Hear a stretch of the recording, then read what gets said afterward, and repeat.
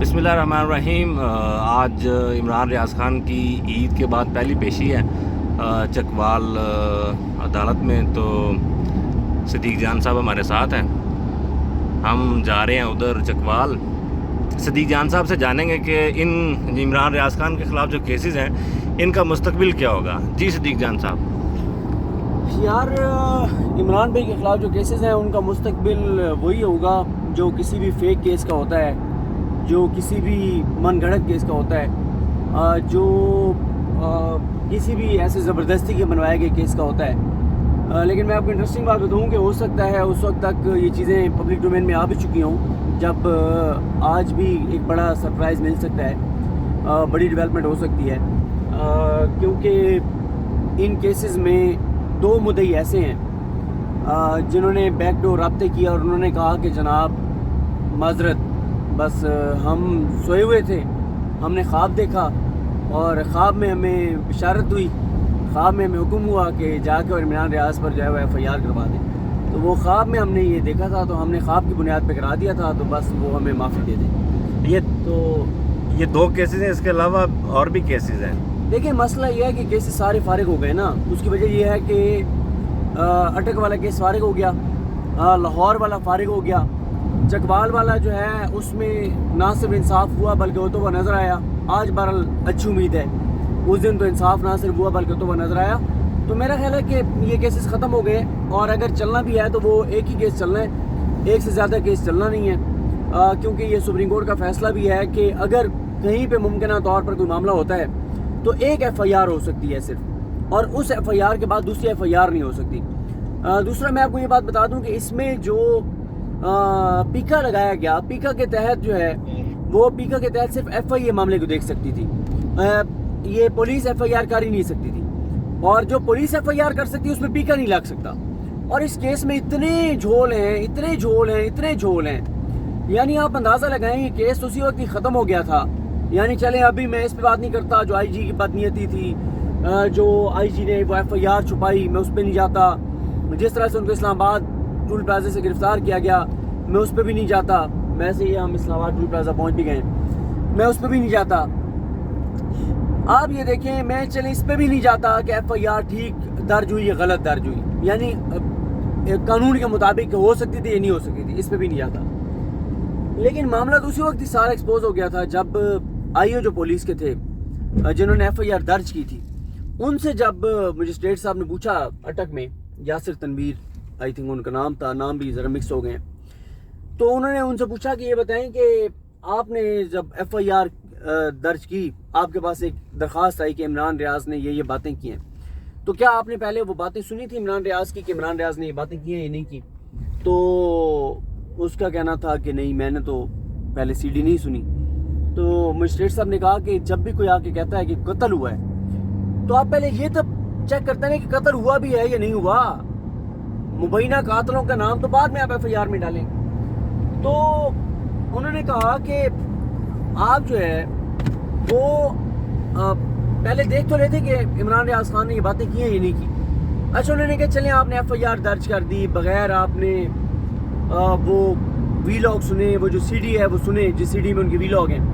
اب یہ بتائیں کہ آپ نے بعد میں سنی؟ انہوں نے کہا جی سنی۔ اس میں کون سا جملہ عمران ریاض خان کا جس میں انہوں نے فوج پر حملہ کیا ہو؟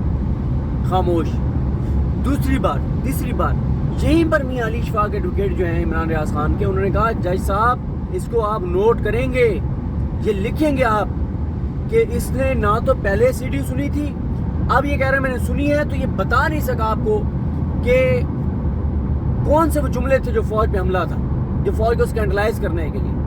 پھر اس کے بعد تو بیش بہا چیزیں ہیں، 20-25 چیزیں ہیں جو بتائی جا سکتی ہیں۔ مثلاً ایک اور چیز جس میں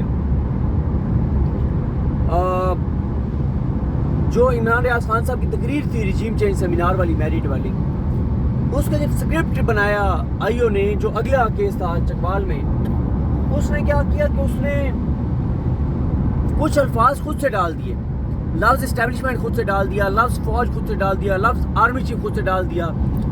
بلکہ ایک دلچسپ بات آپ کو بتاؤں، جنرل فیض صاحب کے حوالے سے ایک چیز ڈال دی، جنرل فیض صاحب سے متعلق بھی ایک چیز ڈال دی۔ تو جو کیسز اس طرح سے بنائے گئے ہوں اور اس طرح سے چلائے گئے ہوں FIR اس طرح کاٹی گئی ہوں تو ان کا گدی کی ٹوکری پہ انہوں نے جانا ہے. اور اچھا ایک سوال ہے میرا, وہ اس سے ہٹ کے کسی سے ہٹ کے ہے.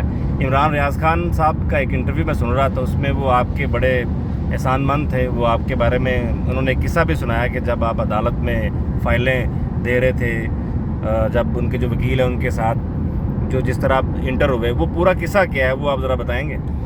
یار وہ بالکل میں آپ کو بتاؤں گا وہاں پہنچ کے, لیکن میرا خیال وہ ظاہر ہے ان کی اعلیٰ ظرفی ہے, ان کا بڑا پن ہے, ان کی محبت ہے, تو اس میں ظاہر ہے نہ احسان مندی والی کو بات ہے, نہ ہم نے کوئی ان کے ساتھ کو وہ کیا. یہ ہمارا فرض تھا, کیونکہ جس طرح سے ان کے ساتھ یہ زیادتی ہوئی, یہ ظلم ہوا, یہ جبر ہوا, اور یہ جو اوچت کرنے تھے. اور میں آپ کو ایک بات بتا دوں کہ اگر ہم عمران ریاض خان صاحب کے ساتھ کھڑے نہ ہوتے تو یہ آغاز تھا, یہ ابتدا تھی, اور بہت سی گرفتاریاں ہونی تھیں. اور جب عمران بھائی کو گرفتار کیا نا تو اس کے بعد بس یہ شروع ہو گیا, فلاں اٹھایا جائے گا, فلاں اٹھایا جائے گا, فلاں کو اٹھایا جائے گا. اور اگر ارشد شریف صاحب, سمیع ابراہیم صاحب, ہماری جرنلسٹک کمیونٹی کے جو لوگ کھڑے ہوئے ساتھ, اچھا کچھ لوگ ایسے بھی تھے وہ پہلے 2 دن خاموش رہے. جب انہوں نے دیکھا کہ اب ہائپ کریٹ ہو گئی ہے, جب انہوں نے دیکھا کہ اب ماحول بن گیا ہے, جب انہوں نے دیکھا کہ اب عمران ریاض خان جو ہے وہ رہا ہو جائیں گے اور اب چیزیں سوشل میڈیا میں ان کے حق میں بہت زیادہ ہو گئی ہیں, تو انہوں نے بھی بات کرنا شروع کر دی. تو لیکن پھر بھی چلیں, صبح کا بولا جنید صاحب کیا ہے, شام کو گھر آ جائے, واپس آ جائے تو اس سے بولا نہیں کہا جاتا. تو چلیں اچھی بات ہے, وہ واپس آ گئے. لیکن یہ ہماری ذمہ داری تھی, اور میرا خیال ہے کہ اب نا ہمیں ایک چیز سے نکلنا چاہیے, وہ یہ ہے کہ ہمیں نا اب اگر کسی کے ساتھ بھی زیادتی ہوتی ہے نا, کسی صحافی کے ساتھ, ویسے تو کسی کے ساتھ بھی ہو, کسی شہری کے ساتھ بھی تو کھڑا ہونا چاہیے, لیکن کسی صحافی کے ساتھ ہو تو ہمارا اس سے جو بھی اختلاف ہو, اختلاف رائے ہو سکتا ہے. اگر کوئی ریاست اس کے ساتھ زیادتی کر رہی ہے تو ہمیں اس کے ساتھ کھڑا ہونا چاہیے. میں تو اس نتیجے پہ پہنچوں, ہمیں اس میں نہیں جانا چاہیے کہ اس کے خیالات کیا ہیں. سمیع ابراہیم پہ بھی جو حملہ ہوا ہے, وہی دیکھیں سمیع صاحب, اصل میں تو اس میں آپ کو ایک چیز بتاؤں کہ اس میں مجھے لگتا ہے درمیان میں کچھ قوتیں ہیں جو اس طرح کے اقدامات بھی کر رہی ہیں تاکہ کریں وہ, اور نام جو ہے وہ اداروں پہ جائے, یہ بھی ایک ہے. تو بہرحال اب یہ جو عمران ریاض خان صاحب کے کیس کا جو انجام ہوا ہے, اس انجام سے میرے خیال ہے سبق سیکھنا چاہیے بہت سے لوگوں کو کہ اب اس طرح کی کارروائیاں نہ کی جائیں. اور یہ رانا ثناء اللہ صاحب جس طرح کے کی ٹویٹس کر رہے ہیں, ان کو نہ تو یہ ٹویٹ زیب دیتی ہیں, یہ اصل میں ابھی بھی پرانے پاکستان میں رہ رہے ہیں, وہ بہت پرانا پاکستان 90s والا, جہاں لوگوں کو اس طرح سے ڈرا لیا جاتا تھا, لوگوں کو کے اوپر FIRs کر دی جاتی تھی, اٹھا لیا جاتا تھا. تو اب جو ہے یہ چیزیں نہیں چل سکتی. بالکل ٹھیک ہے, بہت شکریہ صدیق جان صاحب. اب آگے جا کے ہم آپ کو اپڈیٹ کریں گے عمران ریاض خان صاحب کے کیس کے حوالے سے. خدا حافظ.